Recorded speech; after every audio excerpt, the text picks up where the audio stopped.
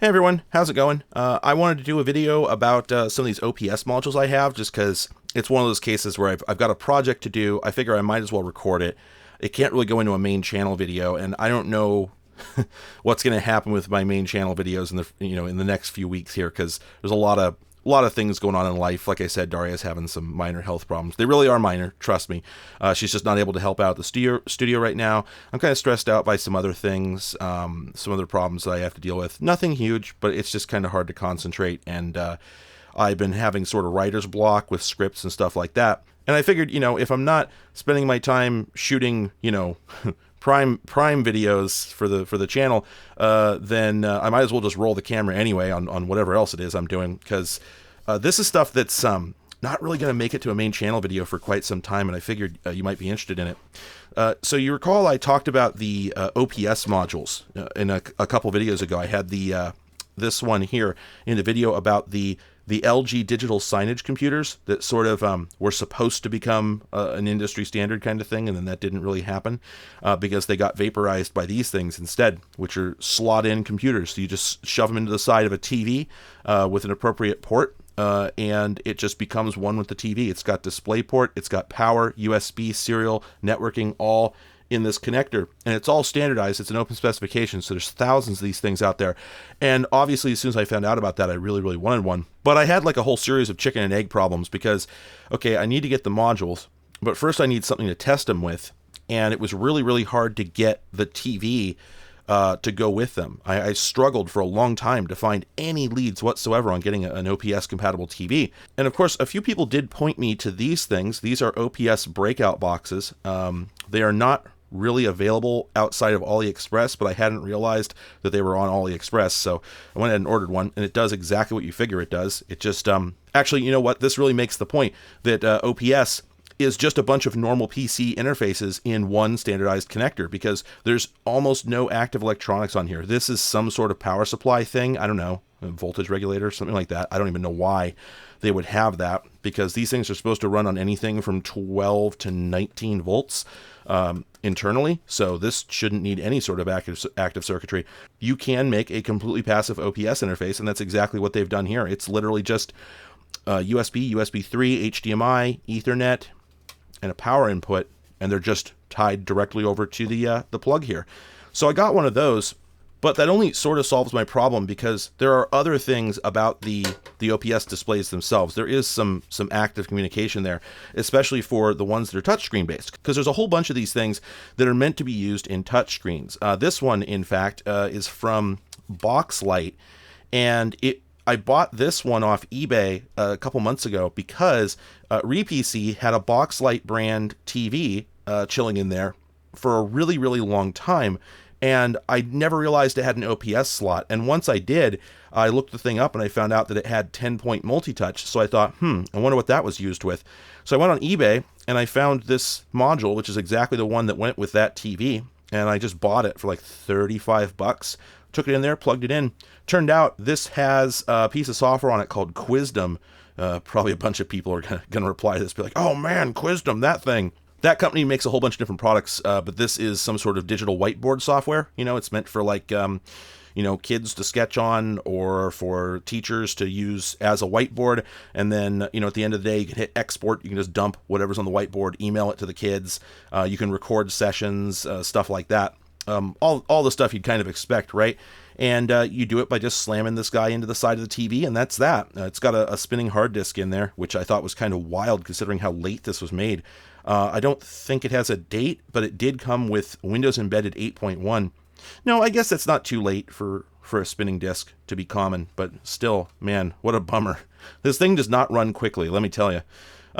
Anyway, so I bought this basically to crack my chicken and egg problem. I went to the RePC and I just stuck this in the TV they had on display, because I didn't want to buy the thing if it wasn't really, what I wanted.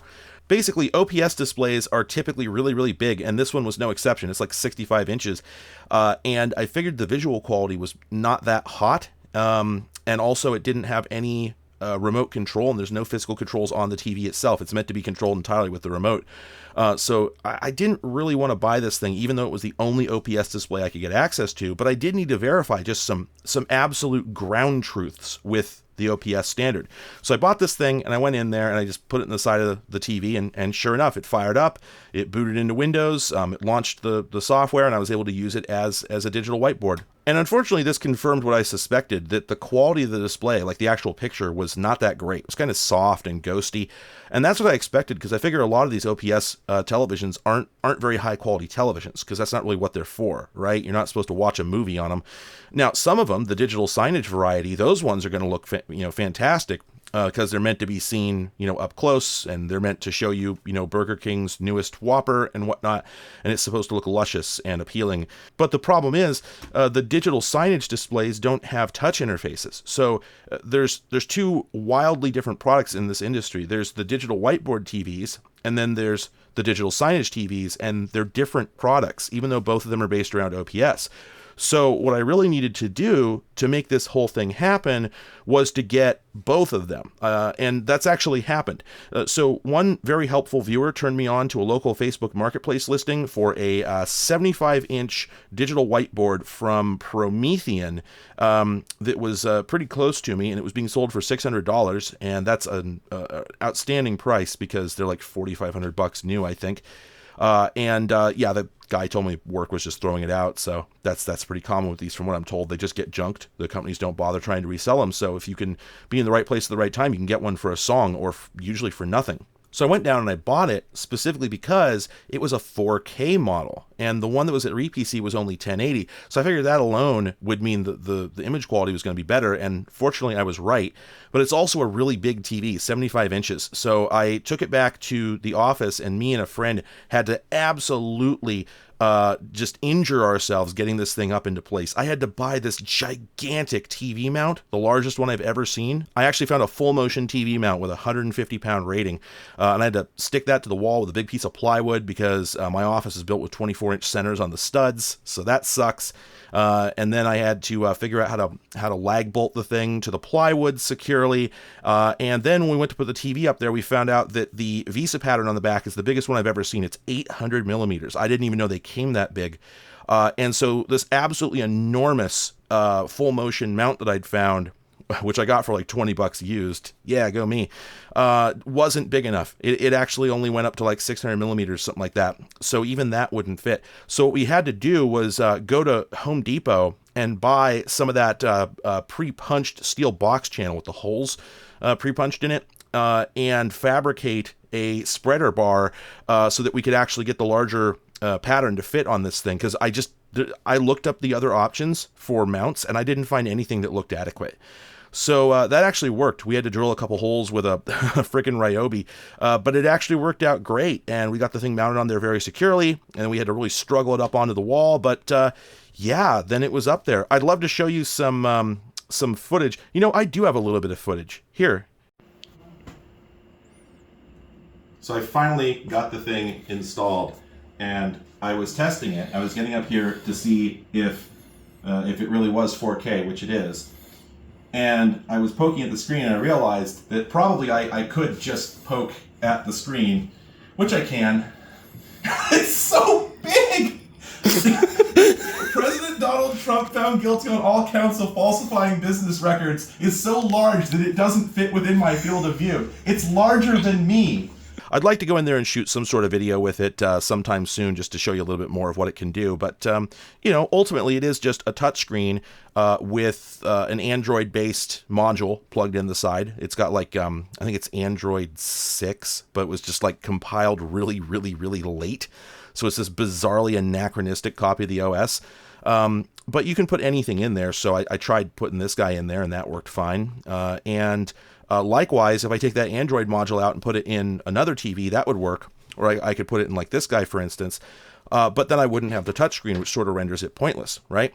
So I'm glad that I got that display, but it is enormous. And I knew I was going to have to replace my program monitor at the studio with it in order for this to make sense, because they're so big, these digital whiteboards, there wouldn't be anywhere else to put it. So if I was going to do that, it needed to be one that was high quality. Otherwise, I wouldn't have a good, preview image of my camera while I'm shooting videos.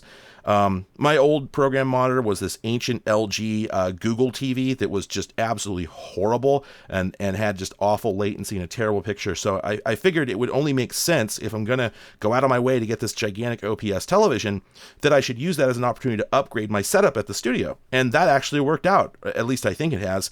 This TV is so goddamn huge that there's a possibility it'll end up being more trouble than it's worth, but we'll cross that bridge when we come to it. Ugh, gotta catch my breath. As you can tell, there's a lot to this story, and I'm not even done. 2 days after I got that thing, I got an email from another viewer. I'm sorry, I forgot your name, but I already thanked you. I'm going to thank you again. Incredibly grateful to this gentleman for helping me out. He had also obtained an OPS television some years ago. He actually paid for it this time, but again, much less than the MSRP because, yeah, who's got money for that? But this turned out to be like a 55-inch, I believe, NEC, who were one of the companies that originated the OPS standard. And that's a lot more manageable. And on top of that, it's also not a digital whiteboard. It's a signage display. So it's perfectly square on the sides. It's got no controls on the front. And it's got a much more industrial kind of interface. It's got, serial ports on it. It has an OSD that's just very no nonsense. It's got lots of detailed controls in it. And it's designed to be built into a video wall or like a digital signage setup. So it's just meant to be as minimalist as possible. And of course, it has no touchscreen, so it wouldn't be a good host for this thing or for the other Android module, but it's a great host for other types of OPS device. So you see, this is all working out. This is exactly what I wanted to do. I wanted to get a couple of displays that represented the gamut of what OPS is used for in industry, but I didn't want to just have them sitting around because I don't have the space. I wanted to replace sets I already had, and this has worked out perfectly. So yeah, I couldn't be happier with how this has gone so far. And on top of that, the NEC that this fellow just gave me also had the digital tuner module. I think I showed a picture of that in the LG Little Guys episode. It's actually like an ATSC digital TV tuner that goes in the side of this thing and just turns it into a TV, which seems kind of silly until you realize that these NECs are just really high quality televisions, and it makes sense that, maybe if you retired one from a signage application, you might want to repurpose it as just a TV to put in a waiting room or something, because the image is fantastic, they're nice and bright, and you did spend a lot of money on it if you own one, so you don't want to throw it away if you can avoid it. So being able to repurpose it as a TV is a pretty cool idea. And I tested it out. I watched some baseball on it. It looked fantastic. So yeah, it's a nice television in the end that I can also stick a computer in. So this has all been going very well. And now that I finally have these TVs and I've got this thing, now I can actually start collecting these things and then figure out what in the hell I'm going to do with it all. But as this was going on, I came across an eBay listing for another thing that's kind of interesting, and I had to jump on it. Does this even have a label? Oh, it does. This is a Smart AM ENCL, and there isn't a whole lot of documentation on exactly what that means.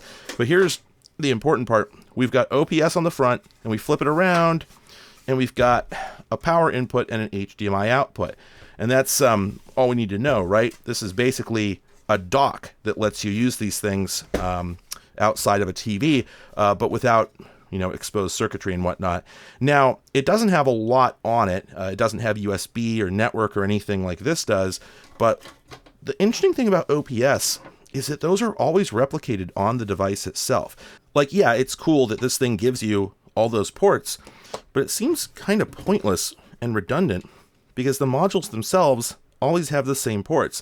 Now, I think those are in addition, right? So you're going to get the combination of the two if you plug these together. You use these ports and those ports.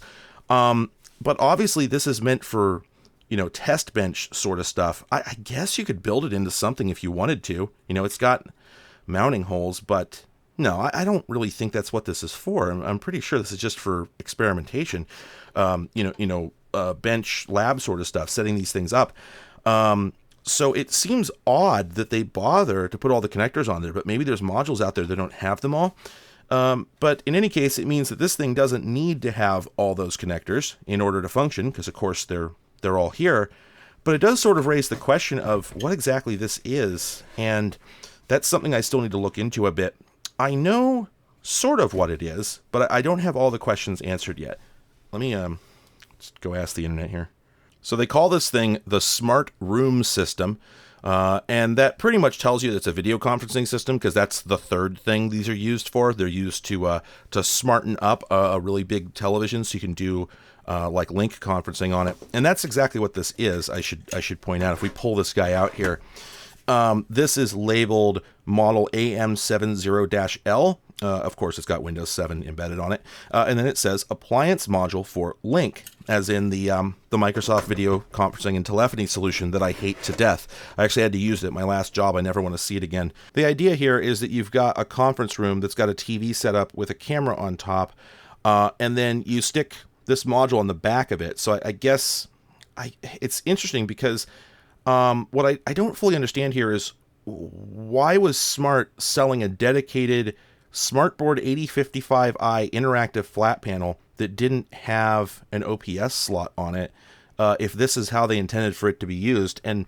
the only thing I can guess is that that's a set that they had designed several years earlier and like opted not to use the OPS standard. They were using some approach of their own, or you were expected to plug it into a full-size PC, or I don't know what. And then later they decided to add this thing. And I guess the idea, it never really quite says, but I'm guessing the idea is that there's rails on the back, because this clearly has rails on it, that you would slide this onto, and it just hangs it on there. And then you would have the HDMI connector on the back just loop around and plug into the TV. But that's kind of weird, because if it's supposed to be an interactive flat panel, then you would think that they would have broken out all the other stuff from the OPS, the USB, the serial, the network, all this other stuff. But instead, I guess you'd have to hang this up there on the back of the TV and then plug in all these cables to the connectors on the module. I don't get it. Did Smart not understand what OPS was for, or am I just missing something? I don't know. But then it's even stranger, because this says it's a SmartBoard interactive flat panel and 8055. For my money, that's a 55-inch TV. Yeah, that's what it looks like here. But then they show that this uses one of these silly gadgets, which is like a little Android tablet that connects to the Link service and allows you to like start and control calls remotely. So why does the TV need to be interactive if you're using a separate device to control the call and whatnot? I don't get it. I don't get any of it, and I don't know that I want to get any of it. It seems like a really bad idea. But here's the important thing. This thing has a 2.3 gigahertz Core i7 with HD 4000 graphics, DDR3. This is from 2014, so that's going to be like a third or fourth gen i7, which is what makes this particular module interesting. Well, it's one of the two things that makes it interesting. So, number one, it's not the right size, or at least it's not the same size as most other OPS modules. This is the size that almost everything seems to be. Like if you just look it up, this is what you usually get pictures of. And I know that this is standardized in the Intel OPS spec, but I need to find out whether they also have like an XL version, because this is like 1.5U. You can see the ears here are the same size as this one, but it sticks up a good 3/4 of an inch above that. So obviously they had to make this bigger to accommodate, I don't know if you can see it in there, but there's a gigantic copper heatsink, and there's some other hardware. I think I see a hard drive chilling up there. I'm going to open this up, obviously. And then they also have ports that would not easily fit on the 1U chassis. So we've got a VGA and an HDMI input here, and it would be kind of hard to fit those on there. So I see why it's oversized, but I just don't know if it's actually standard. There are a lot of these like 1.5U modules out there, but I don't know if they're spec'd or if it's just a de facto thing. At any rate, I'm really excited to fire this thing up and see what software might be on it. It's probably super boring, but the fact that it's such a high-performance machine might open up some interesting avenues. Of course, first I have to actually power it. So I've got this chassis here, and I'm excited about that just because it gives me something that I can wang one of these into to power it up and just do stuff with it on the desk that's not just, again, a PCB that's just hanging out. Like, I have to point out that these things take upwards of 4 amps minimum. So you're talking about just slamming like 12 to 19 volts at like 4 to 10 amps into this connector, and it's just sort of hanging out. It can get, pressed on, it can flex, it can disconnect, it can short out against something. And of course you can just come out, right? Because it's just loose. I hate shit like this.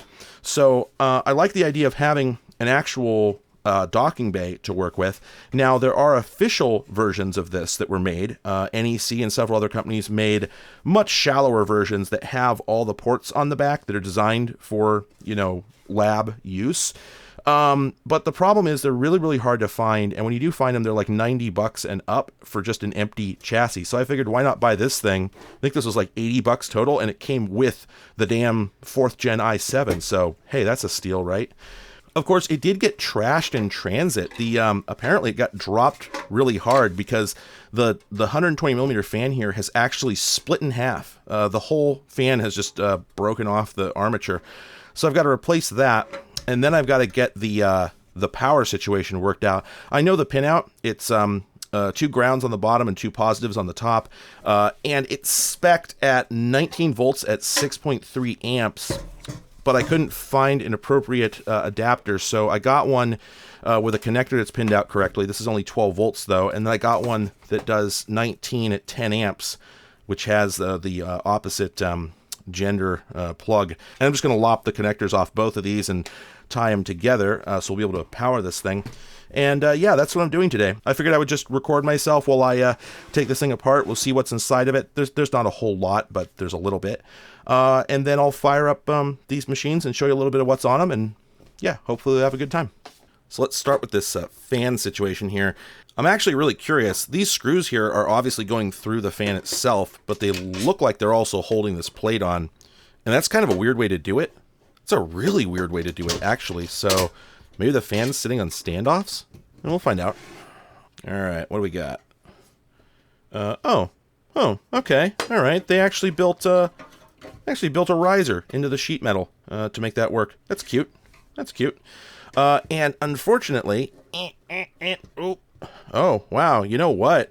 The replacement fan I got may not work. So for one thing, it's got a proprietary connector. I can obviously rewire that. But it's also a 4-wire fan, which I had not anticipated. So is this replacement going to work? I mean, there's a really good chance, now that I think about it, that nothing is even hooked up to that extra wire. And that's just, this is the fan they got, so that's the connector they used. The other big question is, because they used this approach, this has to be the exact same thickness as the old fan, but it looks like it is. Yeah, it is. Okay. And they're both 12 volts, so yeah, I strongly suspect that that's not actually being monitored by anything, and we can just put any old fan in there. Now, what sucks is I got to take out all of these nuts to get this thing apart. Ugh, hate it. Do I have a nut driver that fits that? Not quite. You know what, let's see if we just break these loose. Do they get loose, or are they nylocks? I think they're probably nylocks. Yeah, they're nylocks. I mean, honestly, like, why can't these just be Phillips head screws? Like, what's the need for the what's the need for the damn flange nuts with the nylocks? Like, really? All right, here we go.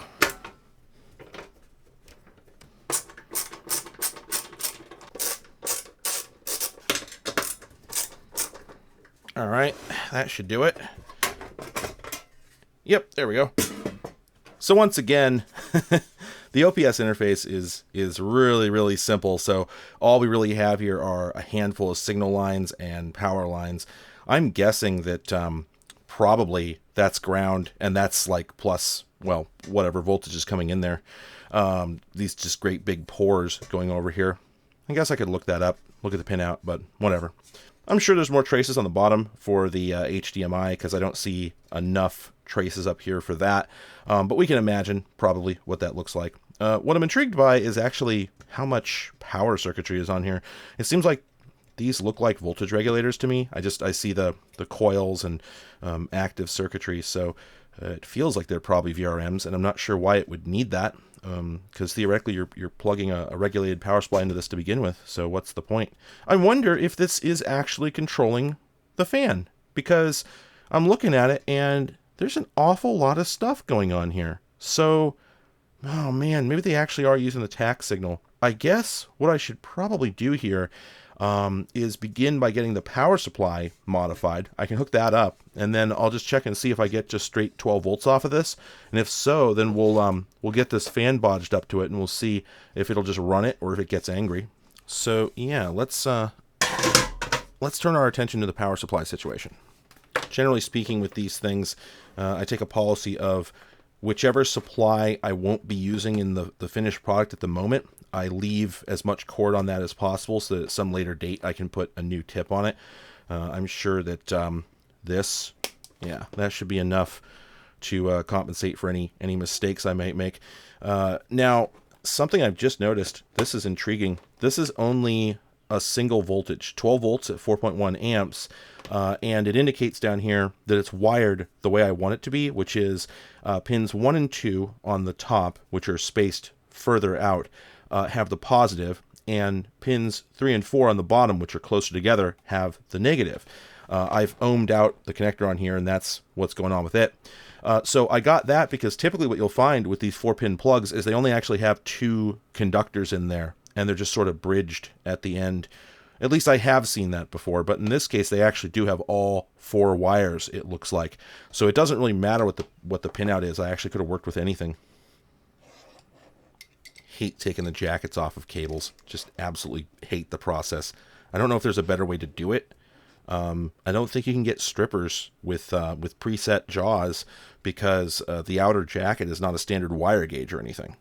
Ooh, that does not want to come off. Jeez, let's slice. Oh man, no, not that way.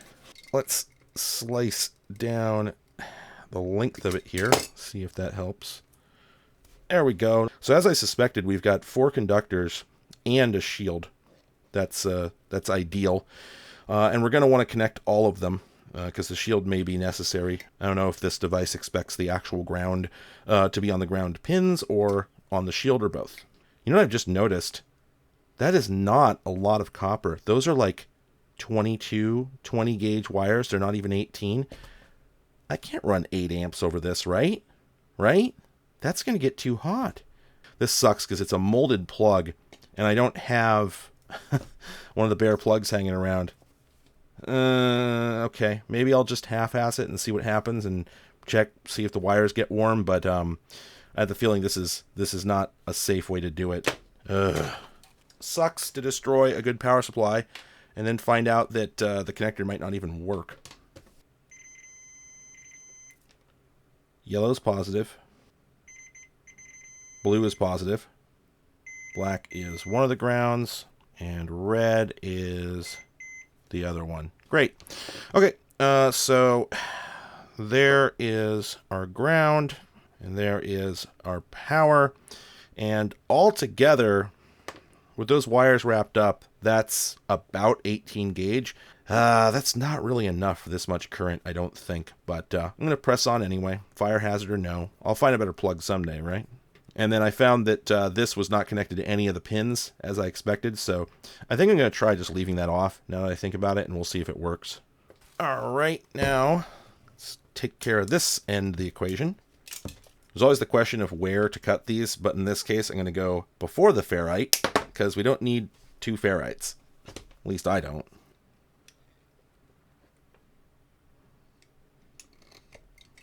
Oh, that's interesting. Was that there before I started? I don't remember that. But I don't see any plastic laying here on the table, so I think this thing had already had the insulation worn through. Huh. Well, I guess I don't feel so bad about tearing it up. I always feel a little bad about tearing up a working power supply, even if, there's no immediate need for it. It's like, hey, someday someone might have stumbled across that and went, oh, that's exactly the thing that fits the thing I have. But frankly, with this particular plug, the only thing I've ever seen take that is, I think, a very old IBM pre-Lenovo laptop that's really, honestly, of very little interest to anyone, so I don't feel too bad about it.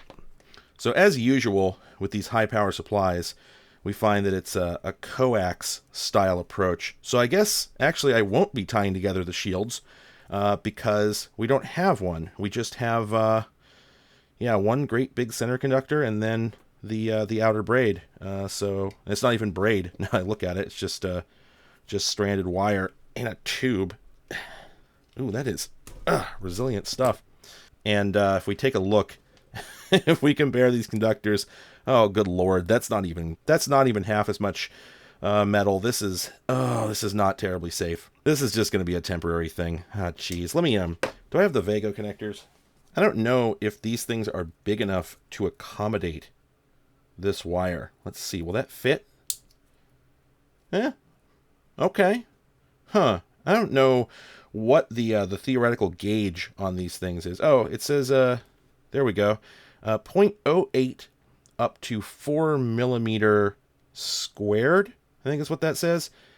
And I do not remember how to relate that to wire gauge. But then it says 32A, which might be 32 amps, and I guess I could believe that. I don't know. Anyway you slice it, it doesn't matter, because the wire I'm putting in the other side is not big enough. All right, hopefully that guy will walk in there. Yep. You know, to date, even though these are fake Vago connectors, every time I've tried to use them for something, it has worked. They lock very positively. I haven't had any trouble getting any particular wire to fit in there, so I'm very satisfied with these things. I wonder if I'd be even happier if I got the real thing. Let's just go ahead and trim off that shield. Let's put some tools away and test this. Now, you know, it's probably a good idea, generally speaking, to actually test these supplies before I tear them up, but I haven't even done that, so I don't even know if this thing puts out voltage. I guess I also don't know for sure that I haven't like shorted this out or anything. So what I'm going to do is I'm going to take that side out and let's check this, make sure it's not a dead short. Yeah, that looks okay to me. Let's plug this supply in and see if we get voltage off of it, while being very careful not to short the ends together, because yeah, that's a lot of current floating around in there. Okay, 19.28 volts. That's exactly what it should be. I guess I can unplug the supply, but dollars to donuts, if I check this, I'm going to find that it's still got voltage on it. Yeah, that's not going to dissipate for quite some time. And to be frank, I don't really want to just short these leads together to dissipate it. It's probably fine, but I don't want to find out. So let's just carefully put it back in the thing. See, does this supply have a light on it? Oh, it does. And the light is slowly fading, and now it's out. Okay, so it does have a, a drain resistor. I mean, honestly, what is this, like a chickeny or something? Yep, it's a chickeny. I think those are decent, so I'm not surprised by that. I guess all I can really do is just wang it in here and see what happens. I really hate this moment in testing anything like this, because I just don't have any way to probe this and double check to make sure I got everything where it belongs. Because, like, I guess I could get a helping hands and hold it and then try and stick the probes in there. But there's a good chance that I'll bridge the pins together. I'll get a big arc. And I'm a coward, so I'm going to, freak out if that happens. And if I plug it in, I mean, there's active circuitry on here. So if I didn't get the polarity right, I could blow a pico fuse that I can't readily replace. I could cook some active circuitry. Who knows, right? So, yeah, I really hate this part of the process. You know what? Let's do the thing I said. All right, that seems stable enough. Let's see if we can check polarity on this guy. God, I hate doing this. Okay, yep. We've got positive on the two pins that are spread further apart. And now, if we go to the device here and check between the case and the bottom two pins, the ones that are closer together. There we go. So ground is either on the bottom, or this thing is a car from like the 1930s. Yeah, and I got a brief blip on the upper two pins, but now nothing. So that was a capacitor charging. So yeah, okay, all right. That's about all you can really do. That, and we set this guy over here where we can see the light. And if the light goes out, then we know that we just shorted it. Whoa. It actually did make a little pop. There's a little bit of an arc there, probably as this capacitor charged. Okay, no smoke yet. I would expect smoke by now if I had screwed this up. Generally, we're looking okay. Now that I think about it, this fan would not come on, most likely, until the machine is actually running. So probably we're going to have to actually put the machine in there in order to to get voltage off this, but let's just check. Okay, that's ground. Nothing. Nothing. Nothing. Yeah, nothing. So, we got to plug the computer in, see what happens. I guess we'll just try this guy and hope I don't blow up my brand new 6 or 8 year old i7. Oh, okay, I've got a light on the front here. Let's, oh, it's running. Okay, cool. Let's get a display. Okay, sounds like it just finished posting. Oh, yeah, okay. Windows Embedded, standard, 7. Now, this is probably going to boot directly into whatever software it was running, which is probably some horrible Microsoft Link thing that I will immediately want to get off of there. Oh, yeah, there it is. Skype for Business. Microsoft went through so many names for this awful product, and none of them were any good. Like, the names and the products. Skype for Business is the same thing as Link, which is the same thing as... Oh, no, I'm sorry. I think it was Teams used to be Skype for Business, and then Skype for Business used to be Link. I'm pretty sure that's the way that went. Anyway, same product for many, many, many years, and it's never been good. One or more displays aren't available. So yeah, it's trying to connect to those little portable LCD displays. Let's see if we can just bail right out of this thing. I would expect no task manager. That's interesting. Had they not added that to Windows 7? I don't remember. Oh, did you see that? There was a link activation message behind that. That was funny. Yeah, okay. It looks like they have this set up so that the only thing it can ever do is this, which, you know, is not surprising. Who's shocked by that? If you try to log out, if you try to switch users, anything like that, it just pitches you right back in and goes right back to what it was doing. I've seen this on a couple other machines recently. Microsoft probably has tooling so you can set up a PC to behave exactly like this. Now, here's what makes OPS cool. We unplug this, set this aside, and then let's get the box light.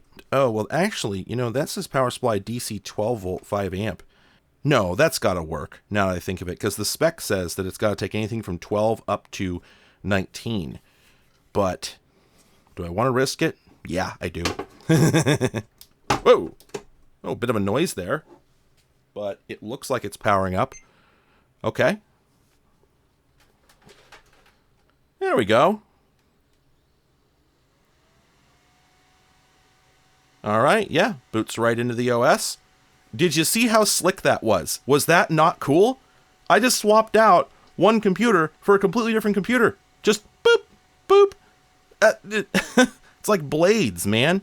And yeah, this... Oh, I'm sorry. The name of the software on here, I think I dropped the name earlier. It's Octopus with a K, made by a company called Quizdom. And like I said, I don't have time to go into the whole thing in this video. I just wanted to sort of show you more or less what was going on, because I got to do a lot of work to figure out how to demo all this stuff. But the point is, we just swapped computers without breaking a sweat. What did that take? Less than 10 seconds? How cool is that? And like I said, this could be a TV, right? I've got 2 TVs where you can do the exact same thing. You just reach up there, grab the PC, rip it out, stick another one in, and 20 seconds later, you're in a different operating system. I mean, it sort of suggests some things you could do with this technology, right? Especially now that we know how easy it is to get interface boards for these. There's tons of these OPS modules on eBay and whatnot, used ones that are perfectly good, like i5, 3rd gen, 4th gen, later ones. There's some 8th and 10th and 12th gens out there, although they still cost a chunk of money. We're talking a few $100s, right? Which is not too bad if you actually have a project for it. So yeah, the idea of actually leveraging this OPS crap for hobby projects seems pretty cool, right? I'd rather do this than a Raspberry Pi, I'll tell you what. I guess probably it would respond to the keyboard better if I plugged it in to the module itself. You see, this is why it'd be nice if this thing had the USB ports on it, so I don't have to plug them into the module itself. Jeez.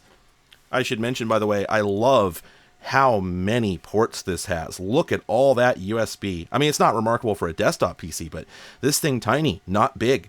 Not to mention 2 local HDMI outputs in addition to the one that's built into the OPS connector. And I'm very curious what these these capture interfaces plug into. I wonder what the specs on that are. I mean, this would have been 2014, and HD capture was very, very rare back then. But if Smart was just charging their customers a fortune, which would not shock me at all, this may be one of the very early 1080p 60 capture devices, and wouldn't that be neat? We'll take a look at that and we'll find out. Let's do that now. Let's pull this out. Let's get Linux running on this thing and get a hardware inventory. This is nice because it confirms another thing I was curious about. I wanted to be sure that these things really had the voltage tolerance that I thought they did. Now, there's no guarantee just because this was happy on the 19 volts that it's happy. You know what I mean? Like we could be putting too much voltage into something. Something could be getting hot in there. But I really, really doubt it because just generally speaking, most computing devices have regulation on their power input, and this thing cannot know the details of the host device that it's plugged into. So it's going to have to assume that power is dirty and do its own regulation. And if it's doing that, then we pretty much we can assume that it's going to take a pretty wide input voltage range because it's going to be a switching power supply. It's going to be a switching regulator, and typically those have, well, I'm not going to quote a figure, but much of the time they have double-digit voltage ranges, and certainly from 12 to 19, it'll be fine. It'll be fine. More importantly, OPS specs the power input as like 12 to 19. So I'm sure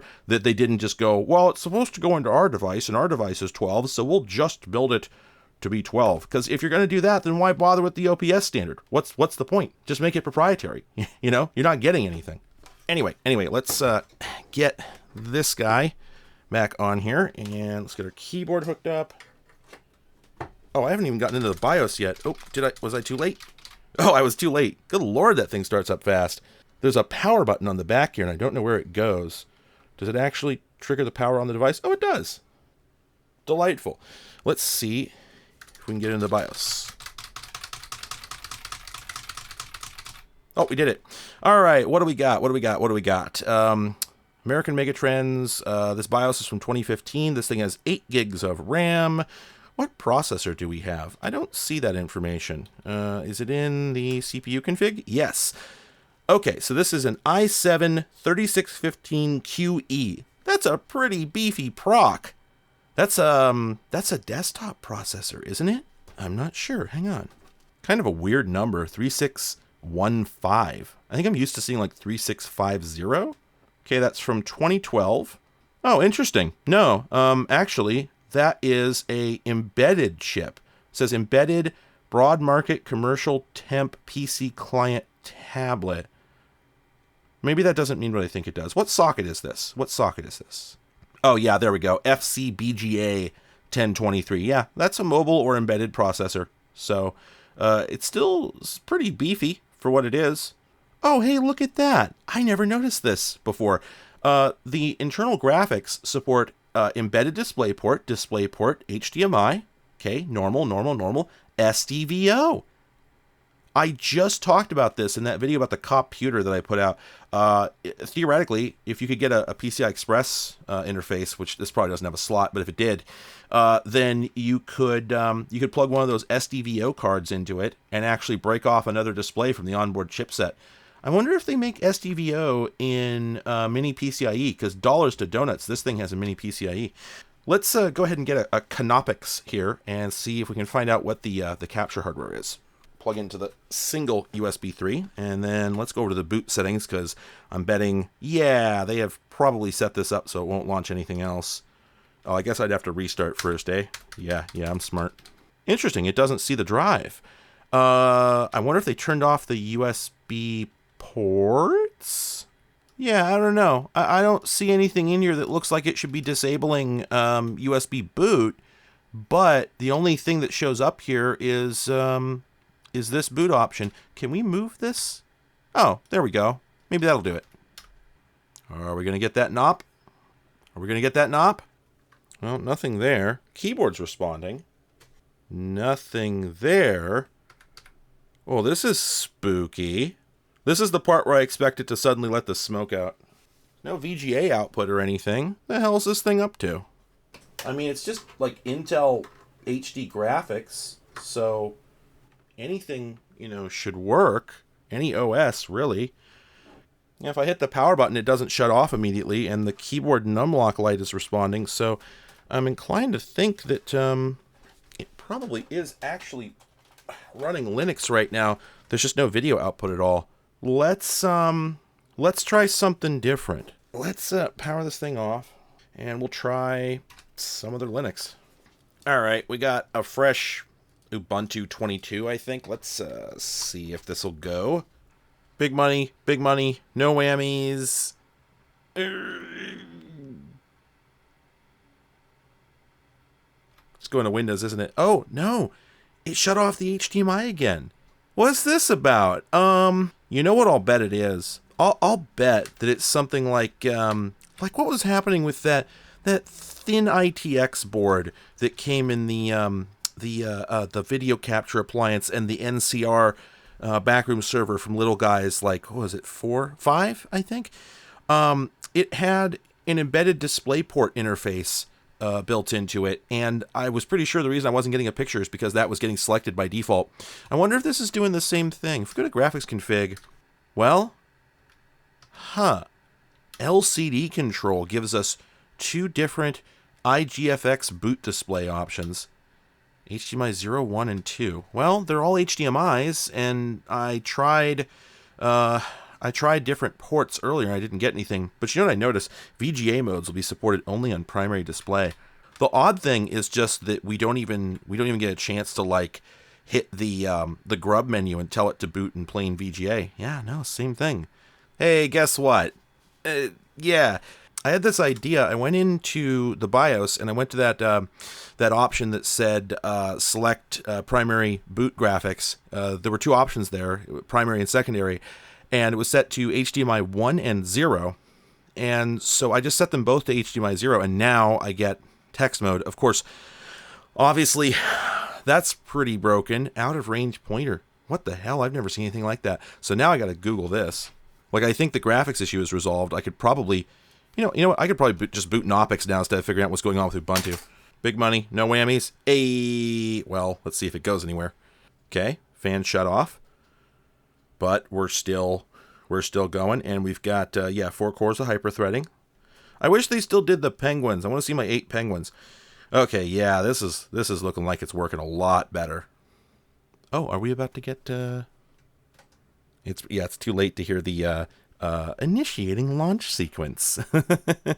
Looks like I picked up the Intel HD graphics.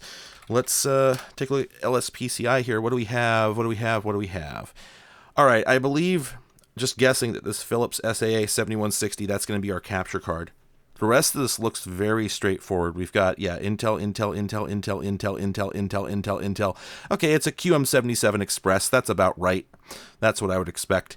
And then 3 PCI bridges. Wonder why. Well, whatever. Philips SAA 7160 capture. What is this capable of? I have the feeling it's not going to be super hot. This is shockingly difficult to figure out. Everywhere I look, all anybody can say is that there are various capture cards that use this chip. Nobody can name one that does, other than this TBS 6284, which only has TV tuner inputs. So I know this thing is not supposed to have a tuner, so I'm sure that it's not using that. Yeah, here we go. This says that the SAA 7160 is just a PCIe audio and video bridge. So my guess is that there's a separate tuner module on this card, and the Philips chip is just doing the interpretation, but that doesn't give me anything. There's also no information on how to find drivers for it. This is really confusing. Okay, so ostensibly this person is saying that a Micomsoft SC500N1 has the 7160, and ostensibly this does 1080p. Doesn't say what frame rate, but you can bet it's 30. On these older cards, they would never admit what frame rate they would do. They would just say, oh yeah, it's 1080, it's 1080, it's 1080. And they'll never say 1080 what. Almost invariably, for this era, you would find out that it was 1080p 30, which, that's not nothing, certainly, but it's just not the least bit exciting or interesting. You know what I mean? But here we go. From the side chatter here, this thread is about the Micomsoft SC500, but this person's saying, when's the new model, the SC510 with 1080p 60 support, due? So yeah, it looks like this chip is from at least 2012, maybe older. There's absolutely no question that this cannot do 1080p 60, which is always a huge disappointment to me.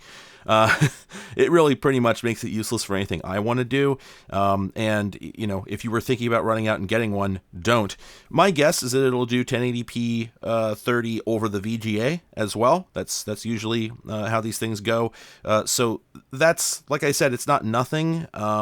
But I would be surprised if it'll do 60 FPS even at lower resolutions. Typically, when these things don't do 60, they don't do 60. So, yeah, it's probably good for capturing broadcast television, but for me, not a whole lot else. So with that all finally out of the way, let's go ahead and pop this thing open, because I'm really curious what the insides look like. Oh, crap. You know what? I forgot to do the thing I was supposed to be doing in the first place, which is find out where the voltage is on this fan header. Let's plug it back in for a second. Ugh. I hate to have to actually solve problems. I'd prefer to just leave that fan out, but it's a bad idea. All right, computer's on. Ground, nothing. 3.3 volts DC, 12 volts, and nothing. So I'm guessing it's going to be PWM, your 12 volt line, your tachometer line, and then your ground. It's probably a standard PC fan pinout. Like, now that I think about it, I wonder, because I've done this sort of thing before, if I could just rip this off of here, just pull off the shroud, and just shove the plug right on there. I bet it would fit.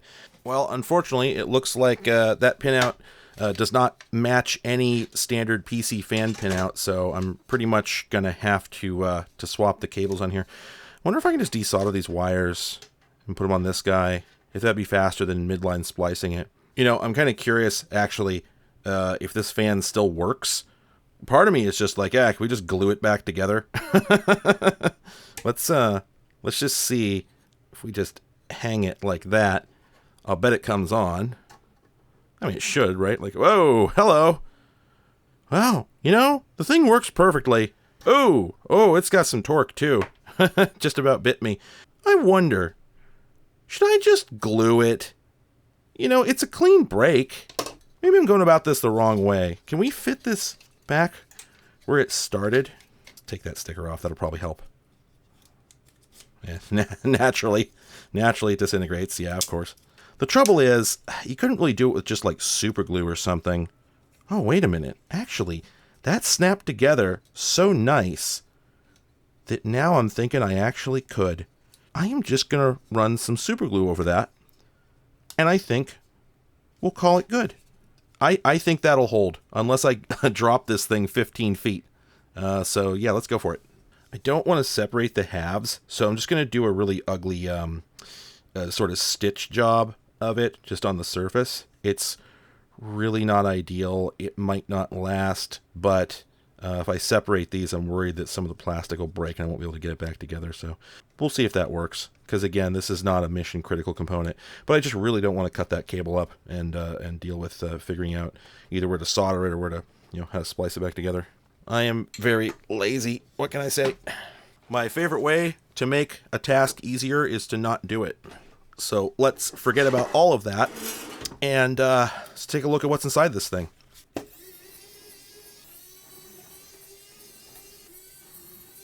I really like the step on the side here. Like, I don't know why they did that. Whatever cavity it's going into, I'm sure it's going to be rectangular, right?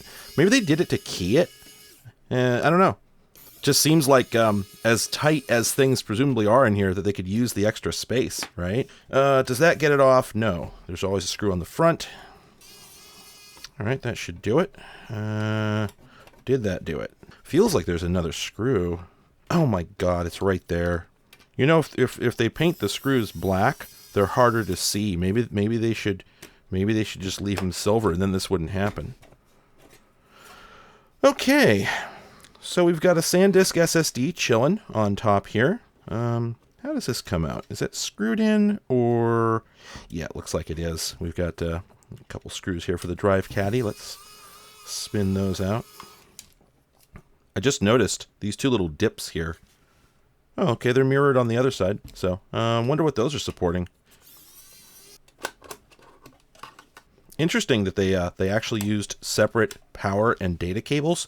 You know, typically for this sort of thing, I expect to see a single connector, but yeah, as expected, they terminate to like a floppy style Molex and then just an ordinary SATA connector.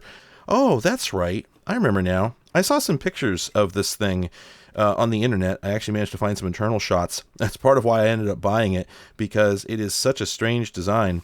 So over here, we've got the memory. There's 4 gigs of DDR3. And then I'm sorry, I'm not going to go to the bother of taking the entire board out right now. That's a bit too much effort for me, but I can tell you from the pictures that I know there's another SODIMM on the bottom, except it's laid down instead of in one of these upright sockets. And then they have another SODIMM socket over here. We pop this guy out, but instead of RAM, this is the capture card. That's that Philips SAA with the VGA and the HDMI going through this mini pin connector here, but then it also has SATA.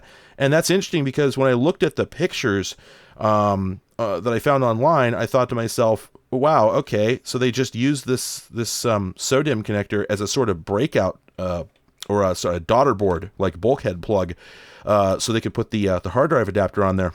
But of course, we saw the hard drive was plugged in here, so that makes you wonder, is that SATA? Probably. Am I brave enough to plug a hard drive in there? Oh man, I'm sure it's going to work, right? It's got to work. I think I got a DOM here. Hang on a second. Here, let's see. What's the smallest one? Probably that guy. Yeah, I don't think that'll interfere with anything. Let's see if we can fit this whole thing in here. I mean, I just really doubt that they would use a SATA plug if it wasn't SATA. I mean, I've seen some pretty rancid stuff before, but that would really be beyond the pale. All right, that looks pretty happy. If I was a betting man, I'd bet that's going to work probably. And then as far as the proc, I'm not going to bother taking that out because we know exactly what's going to be under there. It's going to be a BGA chip with an exposed die, so there's always a possibility that I'll damage it. What I do like though is that's how they did the fans. 2 little tiny, what are those? 40 millimeter? I think that's 40 millimeter. Little tiny baby fans. How else would you do it? I mean, this thing's basically cooled like a server. That's yeah, that's how you do it. Very simplistic compared to a lot of little guys. These OPS modules are usually really straightforward inside. I mean, to wit, let's take a quick look at the other one. Because they're always custom motherboards, and because they're purpose built, and they're only really intended to be used with, like, you know, the onboard Intel graphics and no peripherals that aren't connected via USB or over the network, right? Generally speaking, you don't find a lot of expandability in these things. Like the capture card in that other one is pretty much the only piece of auxiliary equipment I ever see in these things. And a lot of them have it. I'm not exactly sure why, what the use case is. I'm sure it's straightforward once you know, but I have not looked into that yet, is all. So I don't know why so many of them can do video capture, but an awful lot can. So you do see those in many of these things, but not a whole lot else. It's pretty much just the motherboard and then some form of storage. Some of them do have mini PCIe. I believe I've seen that. But generally speaking, it just doesn't make a whole lot of sense because there aren't going to be any like slots on the chassis where any ports could be exposed or anything. So it's kind of tough to do much expansion. And so, yeah, you just end up with boards that look like this. It's pretty much as bare bones as it could get. You've got the chip under there. I can't remember if this is an Atom. No, I don't think it is. But it's pretty much just CPU. I think there's a chipset under there. I don't know what's under there. That's some sort of I/O controller.